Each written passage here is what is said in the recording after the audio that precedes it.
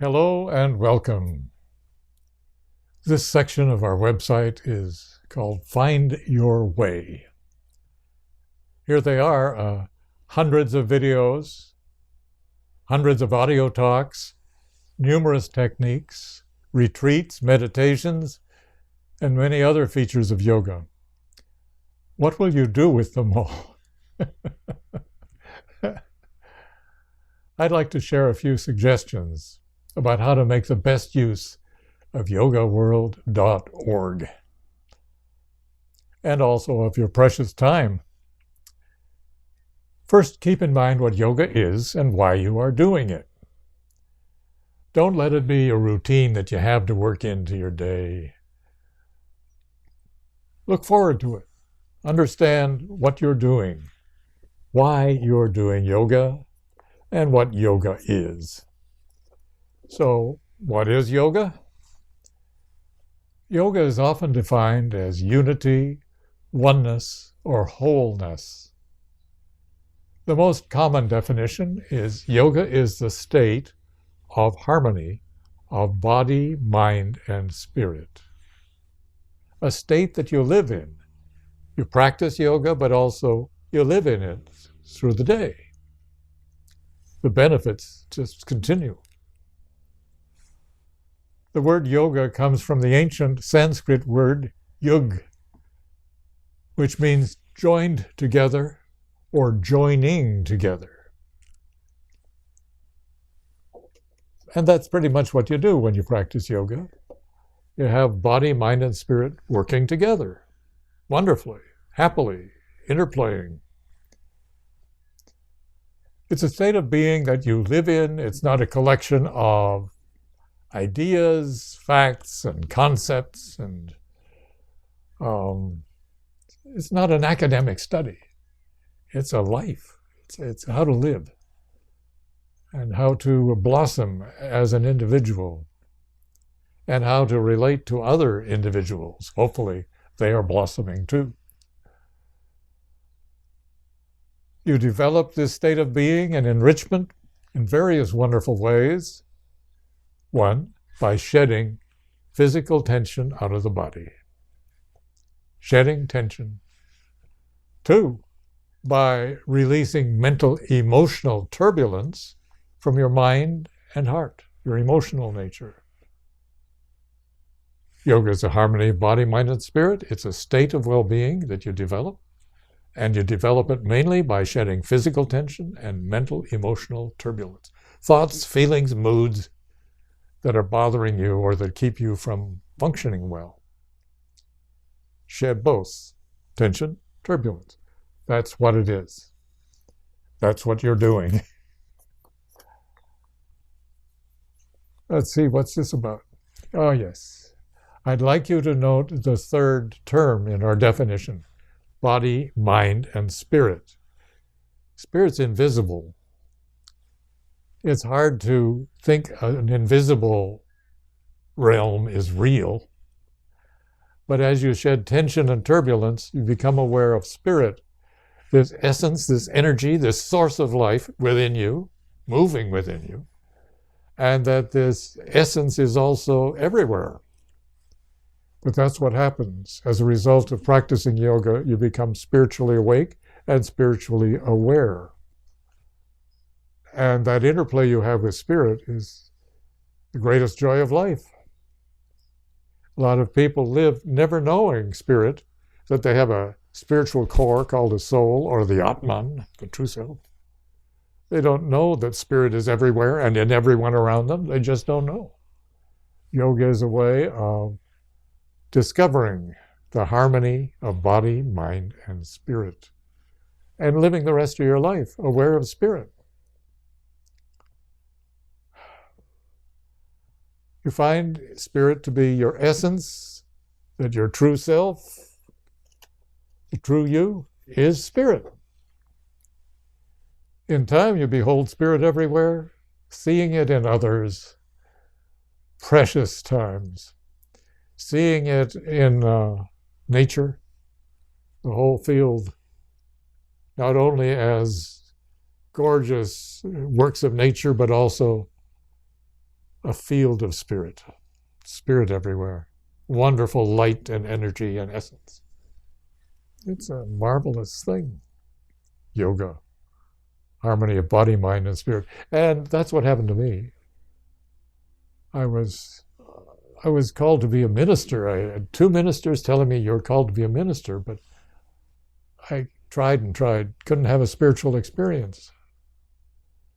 Then I was blessed to meet some mystics who introduced me to experience of spirit. And then spirit came and went. I said, how do I get spirit to stay? And yoga helped me be aware of spirit all the time. So anyway, that's an important part of yoga. Body, mind, and spirit. And it's a great, great gift to be able to be conscious of spirit and to know yourself and others spiritually. It's just a whole new dimension of life. Discovering spirit within you is one of life's peak experiences. You'll discover it's always there within you, right now. It's there inside you. Sustaining your life, your breath, your consciousness, every heartbeat. That's spirit in action. You can find that and experience that for yourself. Spiritual realization is not personal achievement. You don't like climb Mount Everest and get headlines. Spiritual realization is discovering, becoming aware of what was always there. It was being ignored. So it's a discovery, not an achievement. But what a discovery. Yoga helps you release ignorance of your spiritual self to find your true identity as a spiritual being. How does the state of yoga happen? You find your well-being and spiritual essence by shedding tension from the physical body and turbulence from mind and emotions. That's how you do it. You direct your attention within, usually in your meditations, but also it's so important throughout the day to sense your inner self as you conduct your life. While most of life requires us humans to direct our attention outward into the physical world for making a living, surviving, and enjoyment, yoga helps us direct our awareness the other way, within, to the source of life and consciousness within us. Summing up, what are yoga seekers doing? They're shedding tension and turbulence. They're cultivating and living in a sense of the harmony of body, mind, and spirit. That's clearly what we're doing. All of these videos and audio talks are offered to help you establish your unity, your yoga.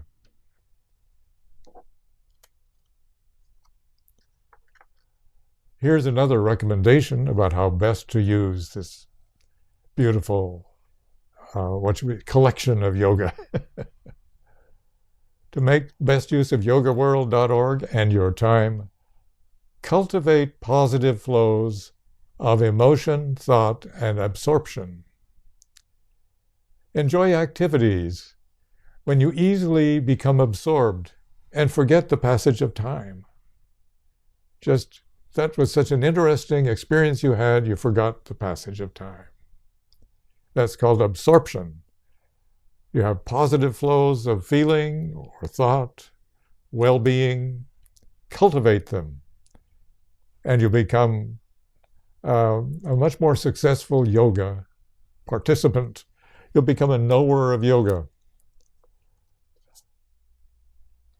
I mean, being engrossed in a wonderful movie, or gorgeous music, painting, or a task you love to do so much that while you're doing it, the day disappears. You can't believe 4 or 5 hours went by. Being engrossed in these flows of consciousness prepares you to be a fine meditator and also a fine creator, fine artist in some particular way. Enjoy and sustain positive moods such as peace. When you feel peace, let it stay. Or love, appreciation, gratitude, faith, wonder, kindness, joy. Let it linger. Let time disappear. Let your daily concerns fall away as you focus on this beautiful flow of well-being. You're cultivating a yoga state. Also, when you're having negative moods of fear or anger or grief or inadequacy, let yourself be engrossed in a positive, in a much more positive mood. Let your awareness flow in a positive way, especially when you notice that you've been angry for days or you're in grief for a prolonged period. It's so important to say, I need to cultivate a better flow of awareness, and I need to have enjoyment that is so rich that I forget the passage of time. I'm just soaring in this state of well-being. So that's an important thing as a skill to develop. You already have it. I mean, just about everybody gets absorbed in a movie. Almost any kind of movie. They're absorbed. Time passes, 2 hours goes by, and they say that was a good or a not so good movie. But they were able to get engrossed. We are naturally able to get engrossed. Allow this capacity. At least once a week, let yourself be engrossed in some way. Cultivate this. First, the flow of awareness into engrossment, into being full of what you're focused on, instead of distracted all the time. Most people can't hold their mind on anything for more than 6 seconds. Then it wanders away, and they have to bring it back and bring it back and bring it every few seconds. So we're saying you can help reclaim so much of your life by allowing yourself to enjoy flows of awareness and allowing those flows to become engrossing. Okay? Yoga seekers very often choose love, truth, beauty, or goodness as a mood. Like, today I'm going to do good. I'm going to focus on goodness. I'm going to be good to people. I'm going to recognize goodness when other people do good things to me. Love. Today I'm going to love everybody. Today I'm going to live in the feeling of love. Or, what is the truth here? How can I be more truthful? How can I speak more truly? How can I appreciate clear truth versus distorted or twisted truth? How can I serve truth today? How can I receive truth as well as give truth? Yogis try to do, especially in a busy world, it's very helpful to practice. Today I'm going to feel love as long as I can. Maybe I'll lose it at 10:20 in the morning, but I'm going to notice that and I'm going to get love flowing again. And the same thing with love, truth, beauty, goodness. Or you choose. But it's wonderful to get started with flows of awareness that keep you on track instead of distracted and perhaps mindless or miserable. Absorption will come of its own as you get the flow going. You don't have to try to absorb. You can just enjoy the flow. And you lose the flow, just return to it patiently, lovingly, again and again. This is a wonderful skill to develop and a wonderful way to live. Almost all people, not just yoga seekers, enter degrees of absorption. It's part of life, it's part of our skill set. But it can be very helpful in terms of being happy and being healthy and being aware of spirit. So I highly recommend give yourself the great gift of positive flows of emotion, mind, and spirit. In time, you'll be aware of spirit flowing. Each week, allow yourself at least one absorption, but hopefully many more. And what you can do, if you want to understand this and be a practitioner, just watch the sunrise or the sunset a few times a week. It's so easy to become absorbed in that beauty. Also, certain things happen inside you and your energy flows. So at sunrise and sunset, everybody's a natural yogi. So just watch a sunrise or sunset a few times a week, and you'll be easily absorbed in that beauty, and also in what we call Sushumna phase, where your currents naturally balance at sunrise and sunset. More about this. I'm going to give more advice and more pointers in terms of how to use these practices to develop an awareness of your true nature. Okay. What is next as we learn how to use all of these teachings, all of these possibilities? Oh, yes, very good. I put a card down here that says, cautions. Well, obviously, you shouldn't be driving a car while having a flow of awareness about a beautiful piece on the radio. No person, nobody, not a yogi either, should practice absorption while driving a vehicle, operating power equipment. You might drill through somewhere. Working on a high scaffold, that may be your blissful last day if you're up on a high scaffold. Or engaging in any potentially dangerous circumstance. Just, this is for you to do in an appropriate, loving, constructive way. Don't, well, I'll tell you, one of my dear friends, a nun, said, I know when to stop doing my spiritual practice, when the road starts to go up and down like I'm on some kind of amusement park ride. And I said, Sister, when are you out there on the road? I want to avoid being out there while you're doing your practices. So she was going too far. She should not be driving and chanting a mantra. She should be doing that in a safe place, safe for herself, safe for others. But I appreciate her zeal. Okay, here's another key to making the best use of yogaworld.org. Study and know your nature. And in time, I'll give you several pointers, but right now, it's just in terms of the overview of being able to enjoy all these wonderful talks and these wonderful teachings. Study and know your nature. If you can relate to your nature, if you know yourself better, and if you can center in that nature, you'll be more successful and happy in life, and you'll have a blissful life. You'll be living in ecstasy.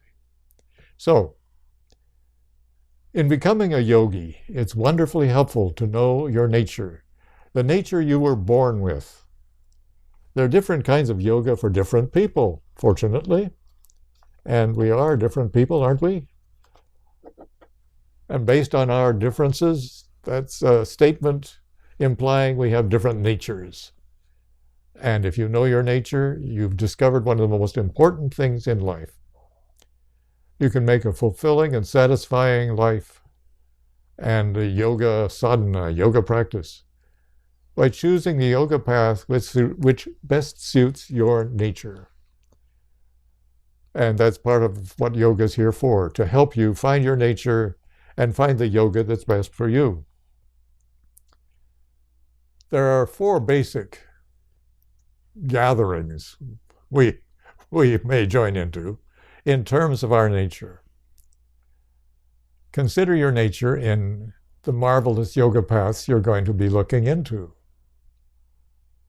Please always bear in mind that yoga is shedding the tension and the turbulence. Remember that. But people can get really overly engrossed in their nature.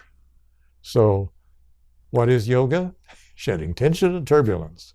But within that, it's wonderful and important and so helpful to know your nature, your distinct, unique nature. But we start in 4 general categories. I hate the word categories. I like the word gatherings better. So, if you're dominantly emotional, there is a yoga for you called Bhakti Yoga. And you'll find that this wonderful gift you have of deep feelings, as those feelings are directed toward your ideal, and as you enter into a profound relationship with Spirit, life is wonderful, yoga is wonderful, and you've discovered your way to be a yogi. There's also Jnana Yoga. Yoga for the people who want to think all the time. They're trying to figure out the meaning, the purpose, their place in life, just studying life. Why are we here? What's it all about? If this is the way you think and feel and your emotions do not dominate you, because a lot of people think a lot, but their emotions are dominating and driving all that thinking. So if your thought is strong so that your emotions don't again and again overwhelm you, you're a jnani, a wisdom yogi. And there are very few of you because most people are dominated by their emotions. But as a result of being having a focus in truth, what are the answers? What is the meaning? What is the purpose? What is right? What is wrong? What is good? What is pleasant? As a result of that kind of process, you can find your way and you can become a yogi of wisdom. And we need more. There are lots of application forms out for jnanis because the world needs more of people who think profoundly and earnestly and honestly. And your nature, if I'm describing you, your nature is that of a jnani, a wisdom yogi. If you want to create and bring things about and you don't like the status quo, you want to improve things, situations, life, your life, everybody's situation, if you have that kind of drive to improve life, and also a drive to express your deep inner feelings and your deep inner concerns, you're probably a Raja Yogi. Raja Yoga is a yoga of attuned will, tuning your will into a higher will and expressing that in improving life for your family, your neighborhood, humanity in general. A Raja Yogi, called the Royal Yoga. Raja, meaning king or royal. And we have a lot of application forms available. If you'd like to be a Raja Yogi, you can really be of help to humanity and to those near and far. A Raja Yogi. So these are important, all of them, just wonderful. Suppose you feel, my mind,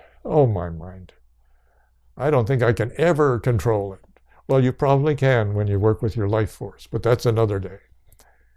If you just love to serve, you love to give and help and serve, if that's your view of life and of yourself, you're a karma yogi. You like to make the world a better place, and you are doing something about it. You just can't help but pitch in and help. Then you're a karma yogi. So let's see here. We have the deep feelers, strong emotional people, directing their emotions. That's bhakti yoga. We have those who are dominant thinkers and can think rather than be overpowered by emotions, can think clearly and strongly and are earnest in their quest for truth and love and life. That's a jnana yogi or a jnani. A jnani does jnana yoga, a wisdom yogi.